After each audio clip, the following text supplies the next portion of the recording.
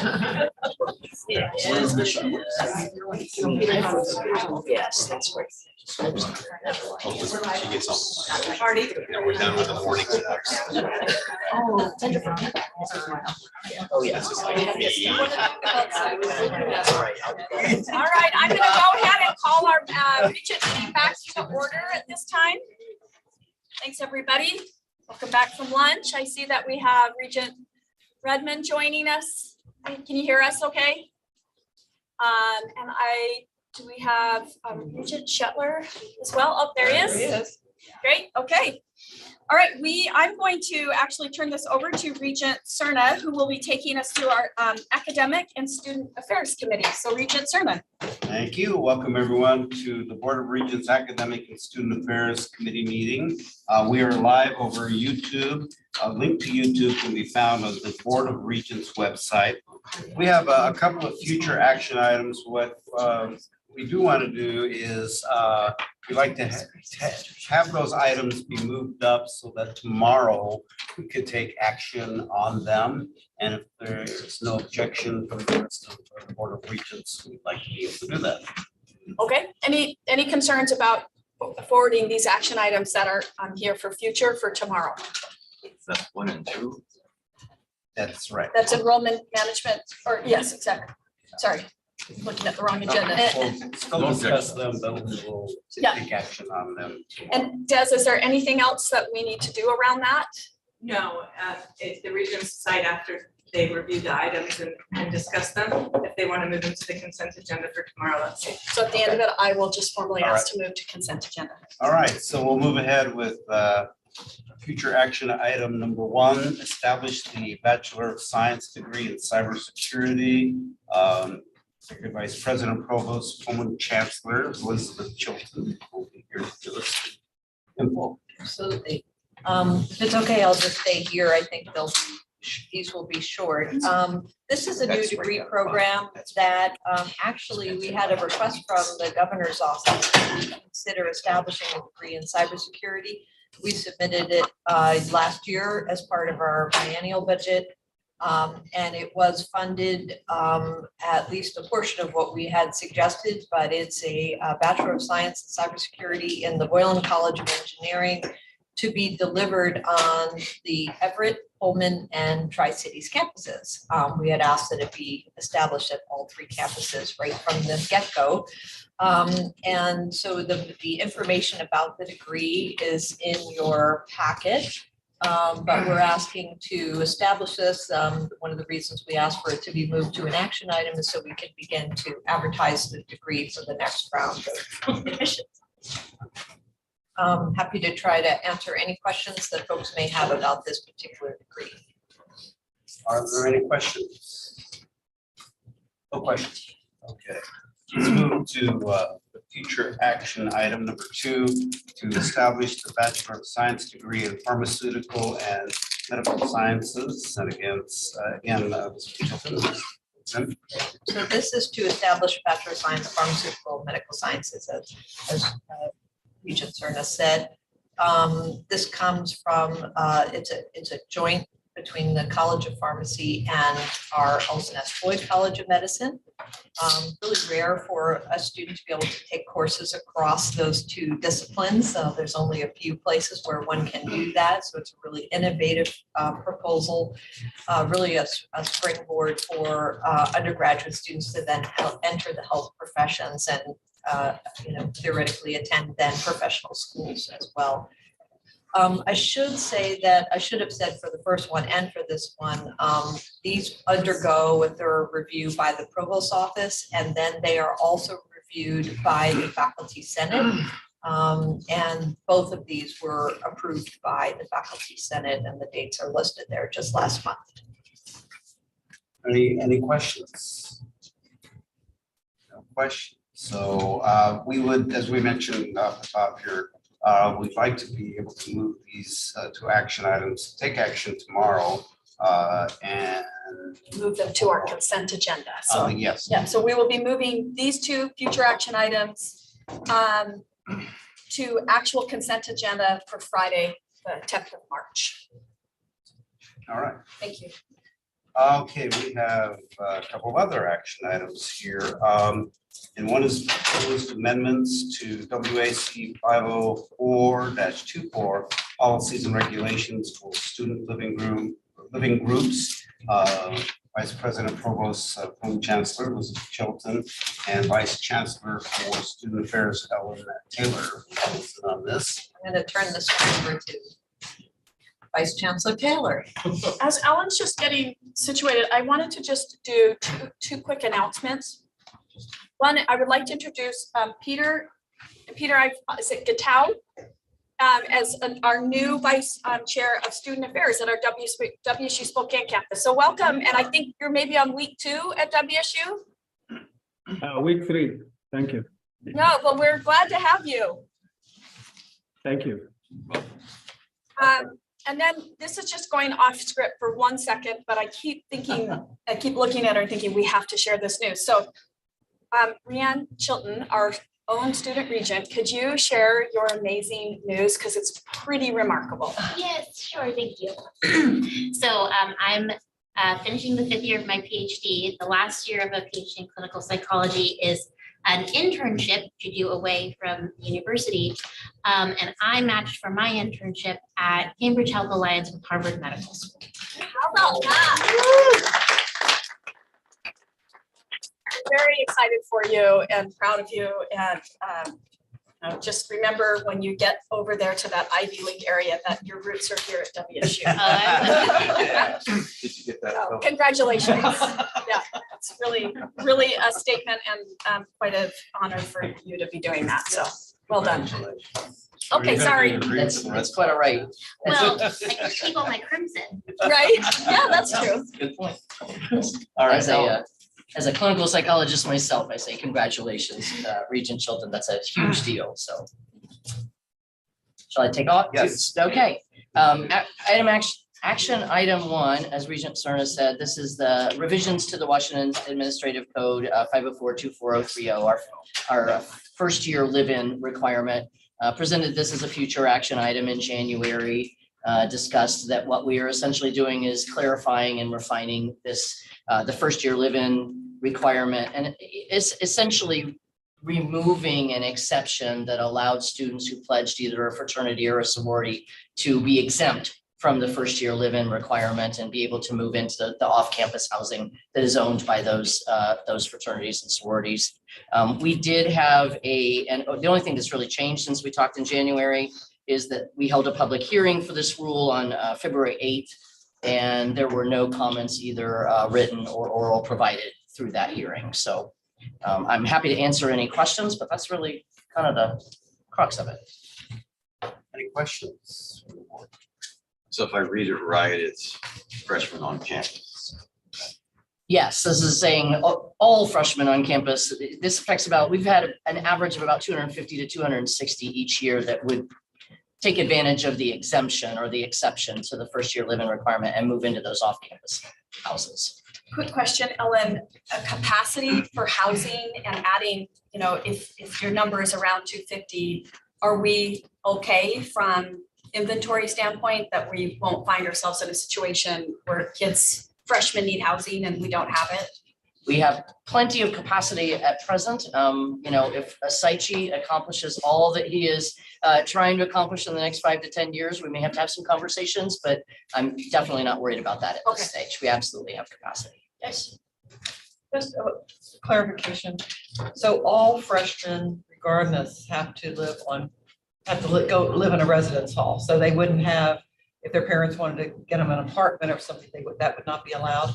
Right. Well, and that's been true. So we've had a first year live-in requirement Right. for many, many years. What this is doing is eliminating an exemption from that a small number of our first year students took advantage of to move into a fraternity or sorority house off campus if they pledged that house. So that was the only exemption, was basically. With occasional exemptions for a student who has a documented disability where there's a reason that they need to not be able to live. And there is an exemption if they are living with an immediate family member within, and I'm not going to remember off the top of my head, even though I should, within a certain distance from campus. So if they are a local Okay. kid, student, young adult, who would want, and their want to live with their family, we will provide an exception for that. Okay, thank you. Absolutely. Any other questions? Okay. We'll take that up tomorrow. We have another item here, information item, the Student Affairs System-wide update, and I think you're handling that as well, or? Sit back down. Why was I getting up? Yeah. Yes, but I'm You actually. better be gonna- handling, because she's not here. Hand it to me. I'm actually going to invite some colleagues to join me because we've got actually representatives from each of our campuses. And I know that Peter is here from the Spokane campus. I was hoping, we certainly had planned for Debbie O'Donnell to join us. She's the vice chancellor from our global campus. So have people sort of joining up here. So thank you for this opportunity to do this presentation. We're really doing an overall kind of, as you can see, a state of student affairs across WSU. So I'm going to have each of my colleagues here introduce themselves, and then we'll dive right into the content. And I will certainly make sure that Peter has an opportunity to do that, even though you've introduced him. But as we sort of just go through this, you all know me. I am Ellen Taylor, Vice Chancellor for Student Affairs on the Pullman campus. Hi, everyone. Eric Scott, he, him pronouns, Director for Student Development on the Vancouver campus. Pinch hitting for Dominic Mantha. Hi, everyone. Autumn Clemens from the Tri-Cities campus, Associate Vice Chancellor for Academic and Student Affairs. Hi, everyone. Anna McLeod from the Everett campus, and I'm the Director of Student Services. Peter, would you like to introduce yourself again? Peter Decal, Vice Chancellor for Student Affairs at Spokane campus. And I do see Debbie O'Donnell there. Debbie, would you like to introduce yourself, please? Hello, good afternoon, everybody. I'm Debbie O'Donnell, Vice Chancellor for Student Affairs and Enrollment Management at Global Campus. Okay, thank you. Now, I didn't get coaching on which button to push to advance. Is it just the forward arrow? Great, that would make sense, but never know. Ellen and technology, not always the best of friends. So in student affairs, we ask ourselves every day the question, how are our students doing? It's really sort of what we do every day. And especially over the last few years with the pandemic, and I will acknowledge an unfortunate string of crises, especially on our Pullman campus. It's a question that is being asked of us as professionals who work so closely with our students on our various campuses. Because it matters. It's an important question for the success of our institution, the success of our communities, our programming, and of course, the success of our students themselves. While we're seeing some trends around student engagement and needs and support that you can see outlined on the slide, our evaluation is that overall our students are doing okay. And they are learning about the shades of okay. And that is also part of what we do as we think about that developmental trajectory for our students. As part of the Student Affairs mission is helping students learn about the shades of okay that come with being human. One thing we are catching up with, sorry, referencing my notes. So we're going to spend some time today showing how Student Affairs is showing up for our students and how we are here for all of our COOPs. Student Affairs is really a part of the day-to-day life of every student on every campus. Students interact with Student Affairs every single day. They don't always know they're interacting with Student Affairs. They think they're interacting with an advisor or a mentor or someone in their housing facility or someone else who's engaging and supporting them through the process. And that's all Student Affairs.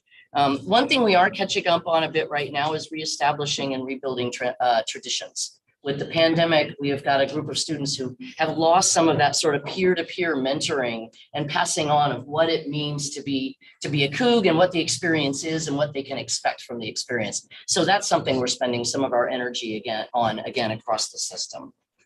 So what we thought we'd do today is we're using as a springboard the idea of January snapshots. So for each of us, we're each going to spend just a few minutes talking about some things going on our campus. We're not necessarily sticking completely to what happened in January, but that was sort of our springboard for thinking about, okay, what happened in that month that's sort of a month in the life, if you will, of student affairs and working with our students. I'm going to go first with Pullman and then I will pass it along. Acknowledging that in January on the Pullman campus, we spent a lot of time in crisis response and ongoing support for our students. Had a tough few months. And one of the things that, just to highlight the way this manifests for us, is we provided several listening sessions for our students who had been impacted by the events that had been happening in the region, including the arrest of a WSU student for the alleged murder of 4 University of Idaho students.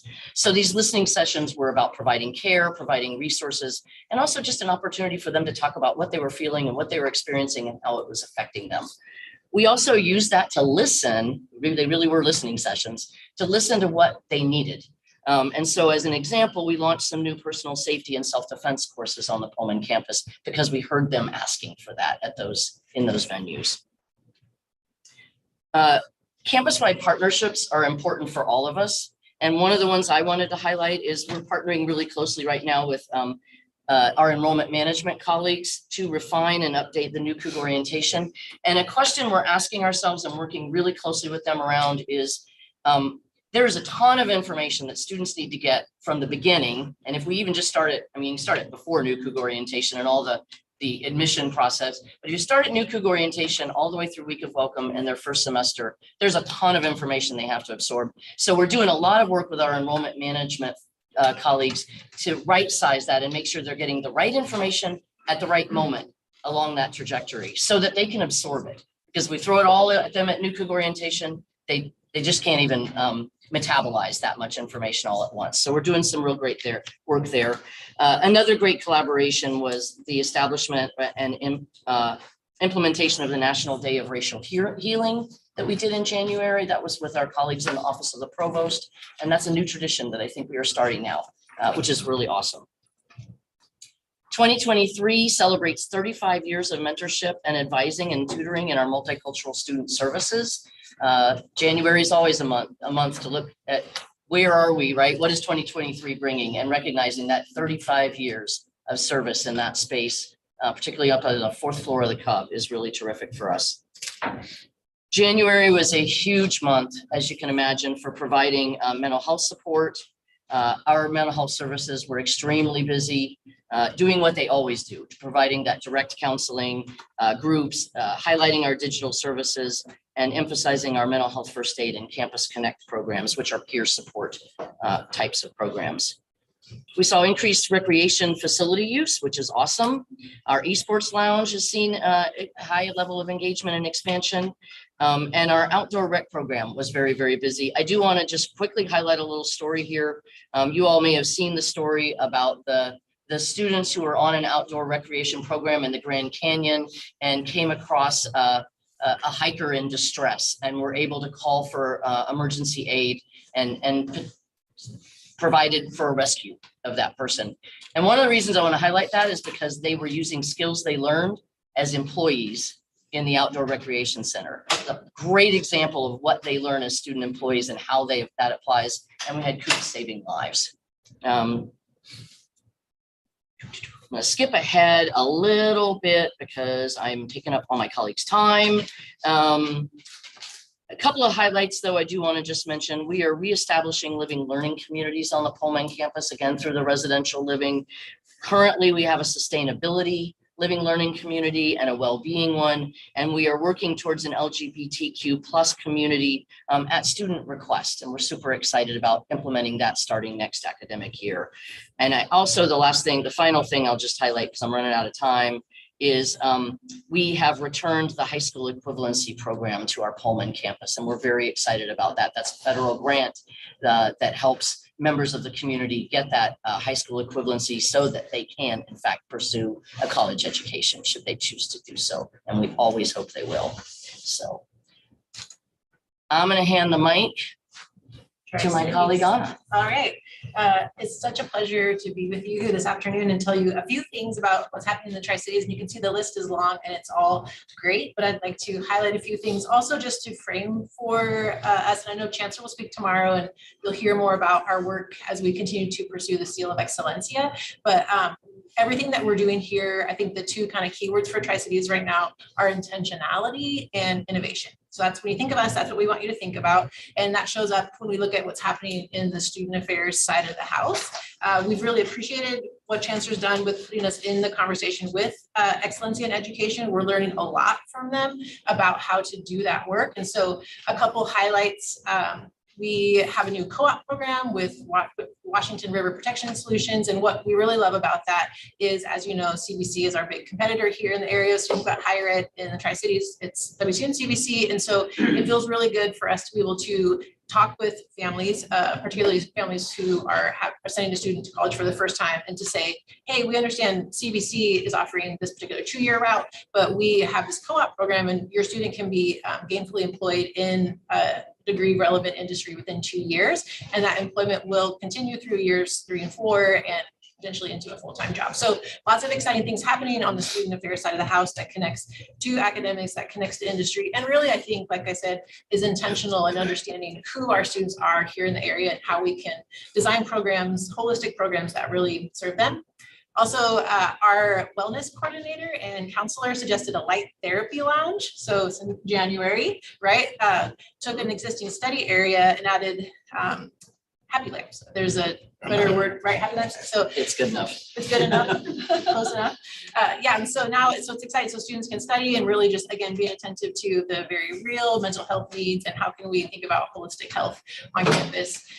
There's lots of other goodness there for you to look at. The last thing I would like to point out is we have an opportunity with student employment, similarly, I think to what Ellen was saying, to think about how can we meet students where they are? And so we've had some students we've hired them into jobs, like for instance, in the career cupboard, and realizing that we have an opportunity, it's their first job. So how can we pair the employment with supports for that employment? And so really looking at even with our own student employees, how can we connect their employment with opportunities for them in the career center? So always looking, like I said, ways to be intentional, ways to kind of recognize who's here and how we can serve them best, and to do things that are truly innovative. So thank you. Right, Everett. So as Anna said, I'm very thankful to be here to talk to you about Everett today. We also started out this academic year thinking about how can we engage our students? How can we come back from COVID? We have 1 full year under our belts of how things were going, student needs are changing. So what could we do? One thing that I'm very proud of is our in-person tutoring program. It is something that Everett hadn't had until last year. And this year I've been able to expand that in hiring more student employees into those tutoring positions. And our tutor that we have this year has done a fabulous job of reaching out to students from across majors and really engaging them not only in the academic side, but also in that peer mentoring side of here's what you can do with your education, here's what you can do on campus and the people that can help you.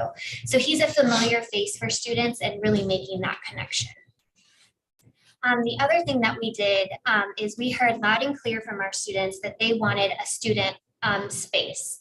We didn't really have a space in our building that was dedicated to students for more of a holistic serving purpose. So we had study spaces, we had quiet spaces, we had those computer labs, but we didn't really have a place where students could come together, work together, collaborate, build community, that kind of thing. So over the winter closure, we refreshed our Student Success Center. So we turned it into a space where our tutor is every single day, student employees are in there, and it's a space where students can come together and work and collaborate, but also have some of that more fun, enjoyable interactions with each other with some games and that kind of thing.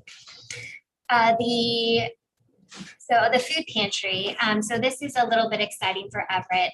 From the WASAC grant, we were able to hire a fundamental needs navigator who is taking our food pantry and really reinvigorating it to making sure that we can meet the needs of our students and where they're at right now and getting the word out. She is also starting our very first professional dress cougar closet. So we will be able to provide professional dress to students who might not have the means to get that. That is something we heard from our students that they were worried about when they go out for interviewing and networking events. The last thing that Vice Chancellor of Student Affairs, Mark Beatty, wanted me to make sure to mention was all of our students who are participating in study abroad programs. This is something that we haven't seen a ton of in Everett. Our students don't tend to go into study abroad, but we, in the last 2 years, we've had about 8 students participating in study abroad, which I know is a small number, but with our numbers, the ratio, that's pretty big for us. So we've had students from the Murrow College of Communication participating in the backpack journalism trips to Serbia. We have 1 student who will be going to Dubai this spring break. And then we have 2 going to Greece this summer. And then we have a software engineering student going to Sweden in the fall. So we're very excited and very thankful for all the work that goes into getting students abroad, as well as the philanthropy, because many of these students are able to go with scholarships. So that is kind of Everett in January. All right, hello, everybody. Vancouver in January. I think the theme has really been involvement and trying to keep pace with our students. They have been more engaged than I have seen in the 5 years that I've been at Vancouver. We have blossomed from 25, 40 student clubs to over 55 student organizations currently active. One of the initiatives that we've had, in addition to bringing TRIO on in the last year and a half, has been our first generation student initiatives. And so with Dominic's leadership, we've done a MINS mentoring initiative around first generation identity. And we've seen success with that. 40 or so male identified students have been involved in that mentoring initiative. And in fact, Isla, pictured there, is the president of our first generation student association and is on one of the tickets for student government. And we are hosting the elections right now. They close today. So I think our first generation initiatives have been strong and visible on our campus over the last 3 months. In my role, I'm responsible for health counseling and the Access Center along with student involvement. In health and counseling, we contract our service because we're not quite large enough to have a full-time provider on the Vancouver campus. We didn't have that contract in place until November. And so what we saw in January was the full usage of that health services center. And in counseling, we've been down 1 full-time provider since a staff departure last year. And so right now we're in the middle of those interviews, but we've seen students coming through the door for health and counseling. So I think the students are really telling us that basic needs, fundamental needs are vital to their success. And just a note on language, I go back and forth between basic and fundamental needs, but basic suggests it's easy to accomplish, whereas fundamental needs suggest this is vital for student success. And that's why I think we choose fundamental when we can. We have a strong partnership with Academic Affairs. Rennie Christopher sends out a resource of the week every Thursday to all faculty. It's as simple as 1 PowerPoint slide, but through that PowerPoint slide, all students have access to that information. And so we center it around the 8 domains of wellness. So I can tell you that we sent out the resource of the week for fundamental needs. And it was about the resource navigator position that we're launching at all of the campuses. And within 1 day of that going out to all the campuses, we had 7 inquiries for the fundamental needs. And it's the same with parenting resources. We have a child care reimbursement program. Rennie sent that out. Within 3 days, we had 7 requests for that child care reimbursement. So speaking of the Academic Affairs partnership, Thabiti Lewis has been instrumental in working with our Engaged Learning Career Action Center to revamp our University 104 and University 250 classes to include learning communities. So every student that comes in through orientation is part of a cohort, a community of scholars. They go through 104 together. They go through, right now, they're going through 250 together, which is the sequence that we're taking students on. And then along with that partnership, supplemental instruction now has dedicated space. That was a partnership between Student Affairs and Academic Affairs to create space where students know where to get service. So that's our supplemental instruction space, as well as where we provide workshops for students. And then lastly, I just want to share our Cougar Food Pantry and our fundamental needs have been well met. We did the WASAC Basic Needs Survey in fall of last year. And so we're using that data to determine how do we move forward with our initiatives. And I think we're seeing success. Food pantry usage is high, and we're hopefully meeting student needs. Great. Thank you so much. Obviously, I was not here in January because I've already been in this position for the last 3 weeks. But I can confirm that we have a team of very committed and passionate student affairs professionals who care about student success on the Spokane campus. Most of our students here on the Spokane campus are pursuing some of the most challenging academic programs in the system. And therefore, our goal as a division is to facilitate, develop, and map out an environment of holistic support and educational services so that our students can be successful in academic programs. Most of the time, these are programs where you cannot afford to fail even once. We know that students cannot be successful if their basic needs are not being met. So we continue to focus on basic needs such as food, clothing, and shelter. In fact, as I've observed, the usage numbers for our food pantry, those numbers have more than doubled at this time compared to this time last year. Part of our strategy is to dignify the process of accessing support in these areas. Mental health, as most of my colleagues have mentioned, is a national crisis, and thus we continue to plan for, be very proactive, but also be ready to respond to any mental health challenges facing our students. We're starting to see a waiting list for students needing mental health support on our campus. Of very great importance is providing targeted and on-demand academic support in areas such as peer tutoring, mentoring, writing, and multilingual support. We have recorded close to 100 individual student appointments per week. And I think that again is an indication that students are more willing to come forward and be supportive that they can be successful. Facilitating the building of community through intentional inclusive programming and transformative community engagement is very important and is usually a hallmark of a student's campus experience. And so our diversity center has sponsored some very highly engaging, thought-provoking series of programs focused on racial healing and celebration, while our community engagement program is building on community engagement fellows program and linking with various academic programs to collaborate on service learning opportunities for our students. Thank you. Peter. And finally, but not last but not least, Debbie. Thank you, Ellen, and thanks everybody. It's great to be here with you today. So we started off January really kind of taking a look at how are we know we have a lot of great support services for our students, but with the start of the new year and the semester, it's really a great time for us to think about how are we really reaching global campus students. As you know, they're at a distance. It's sometimes can be challenging making sure that our communication efforts are in place in order to do that outreach, to let students know about the services that are available. So we spent quite a bit of time making sure that we were orienting new students and reorienting our existing and current students to make sure that they are up to date on how they can reach out and what those programs are. Wanted to highlight just a couple of those things that we have to help support our adult learners.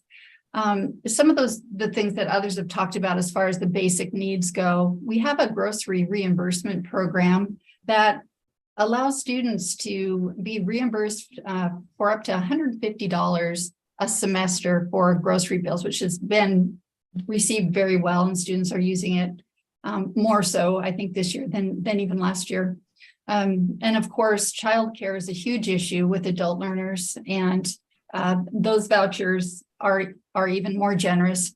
They include, excuse me, a $400 reimbursement for childcare needs per semester. We also focused a lot on well-being workshops and really trying to determine what is it that will resonate best with adult learners. We know that they're juggling so many different things in their lives. Most are working, many are parents. So many are involved in their communities. Some are taking care of aging parents.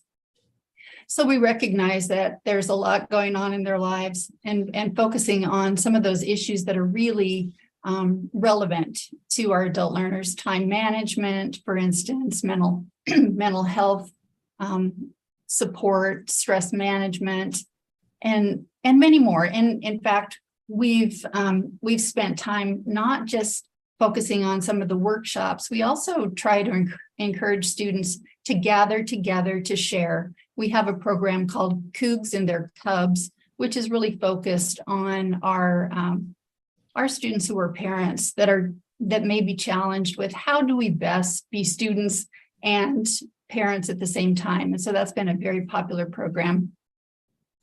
And then, of course, the mobile mental health care that others have also talked about, the Protocol Plus programs and the applications that has been really well received, I think, across WSU, all students, and maybe in particular global campus students, because the lack of resources, mental health resources that our students have had. And so really being able to provide some of the more proactive ways for them to take charge of their mental health has been very productive and well appreciated by our students.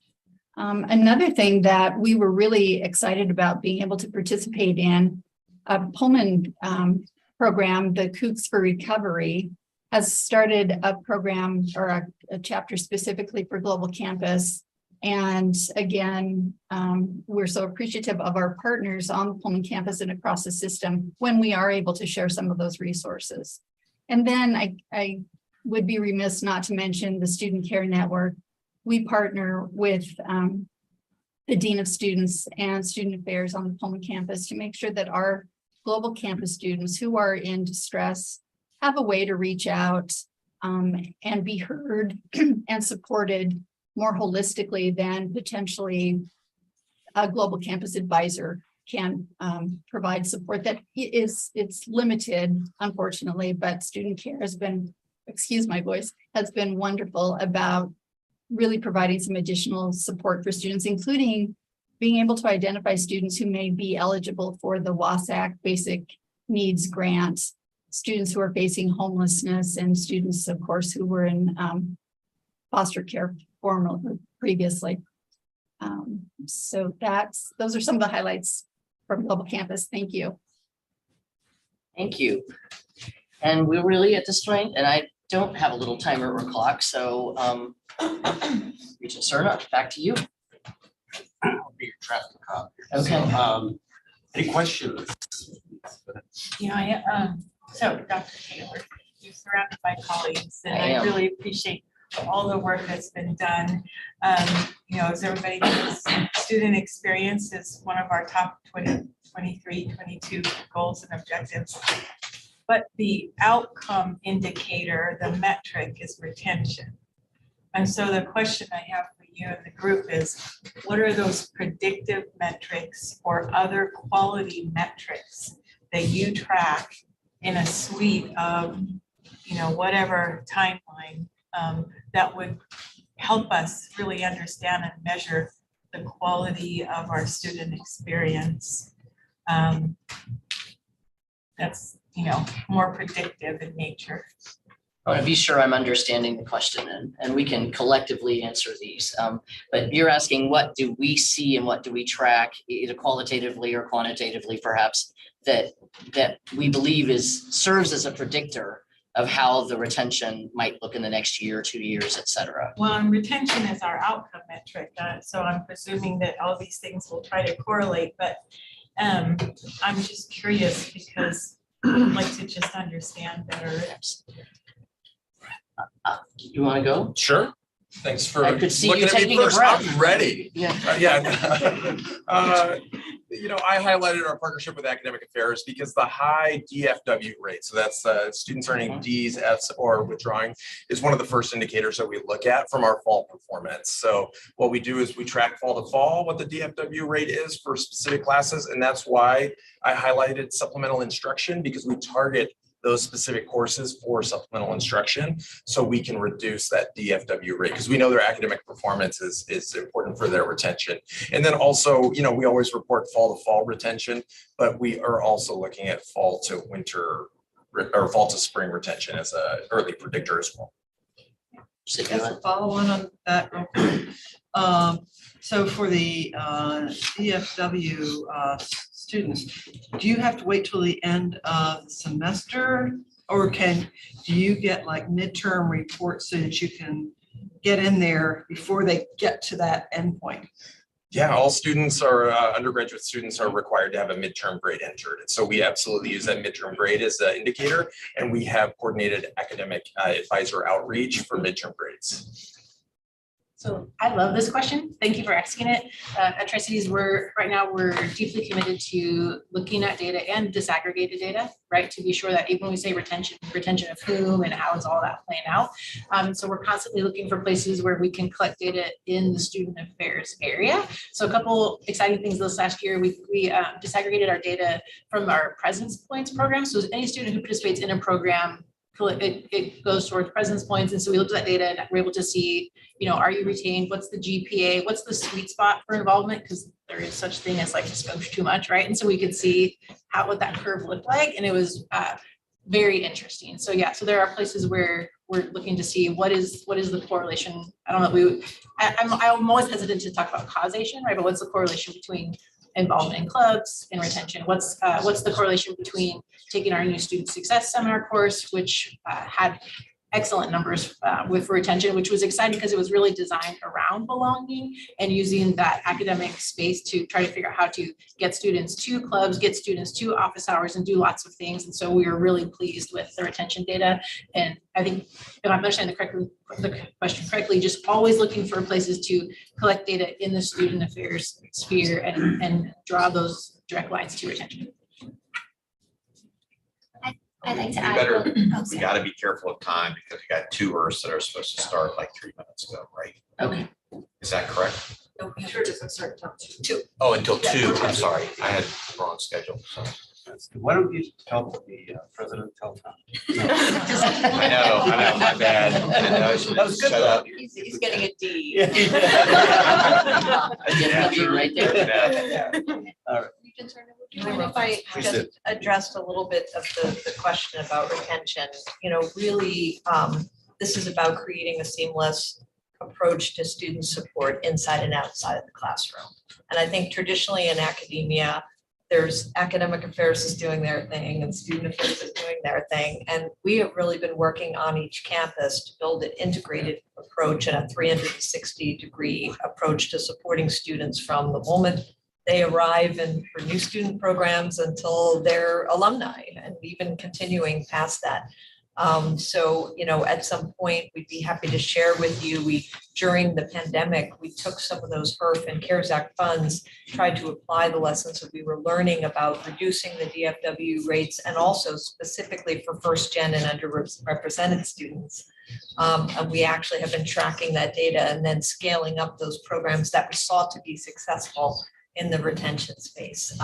So just to flag that as this isn't all on our colleagues here, but it's really dependent on all of us. That retention is all of our job. No question. Yeah, I was just gonna add real quick on the kind of the DFW and tracking student performance for those early indicators.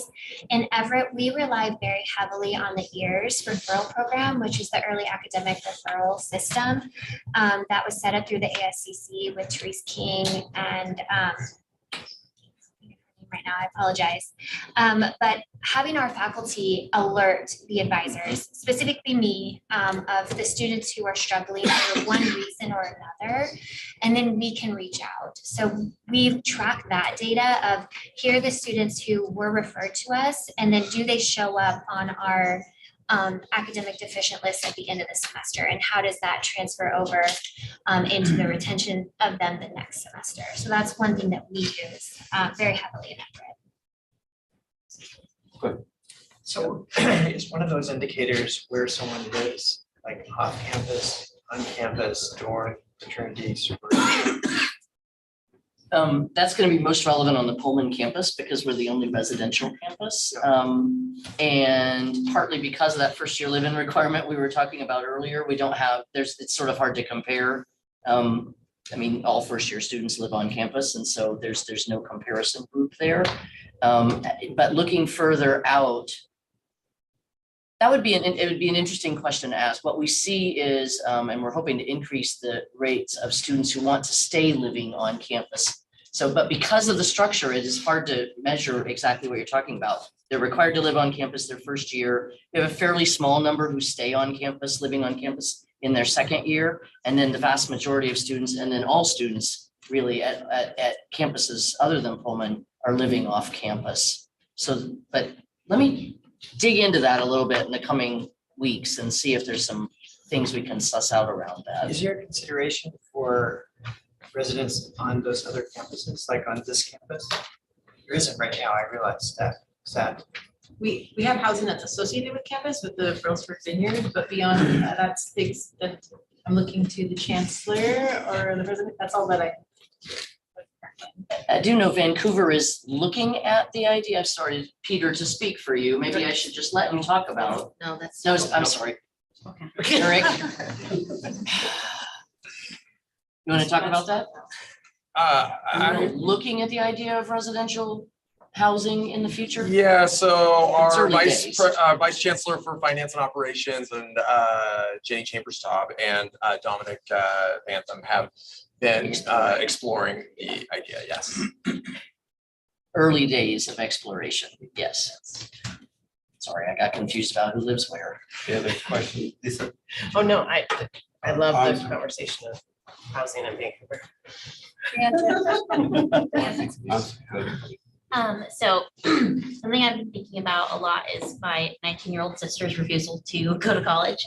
And when I ask her about like what makes her hesitant, it's that conversation we have a lot about return on investment, but the investment is not so much money. She would get financial aid. It's the investment of the predicted impact on her mental health, to be kind of in this space where she feels alone, she's, away from family for the first time, and in this brand new environment, all the things we know are so scary and hard about college. And I think that that's the picture maybe a lot of potential students have about what college experience is. I wonder how good of a job do you think we do in kind of painting the picture of what we really provide is sort of wraparound services in a lot of ways.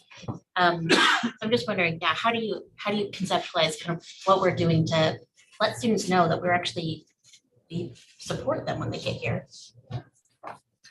I mean, I'll take a first stab at that. I mean, I think in some ways you're asking a question that goes to almost several of the conversations from this morning as well, right? How do we tell the story of what it's really like to be a college student?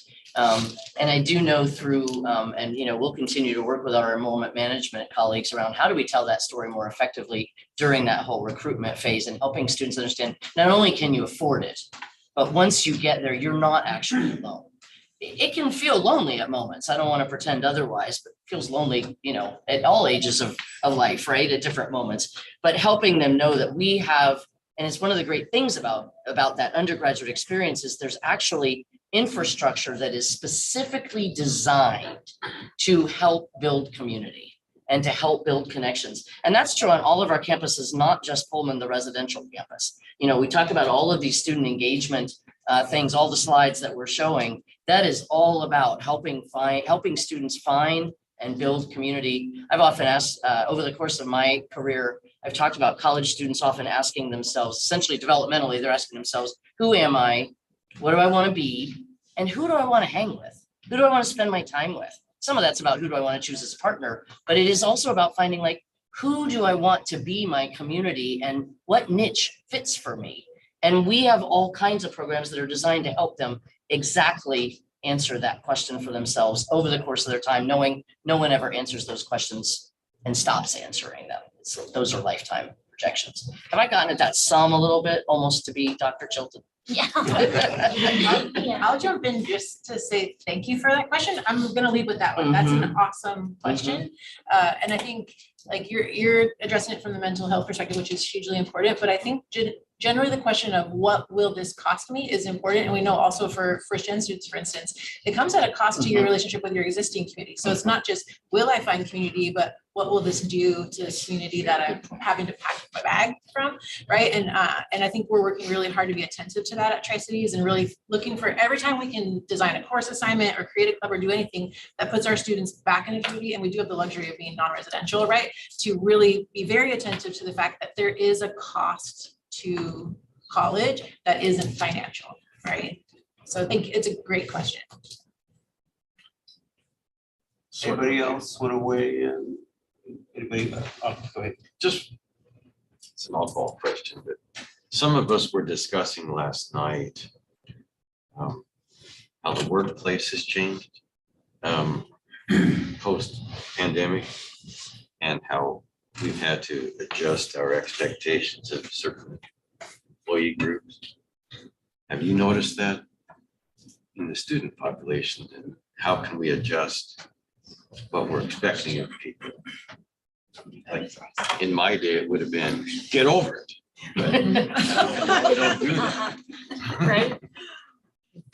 That is a really, really astute question and spot on.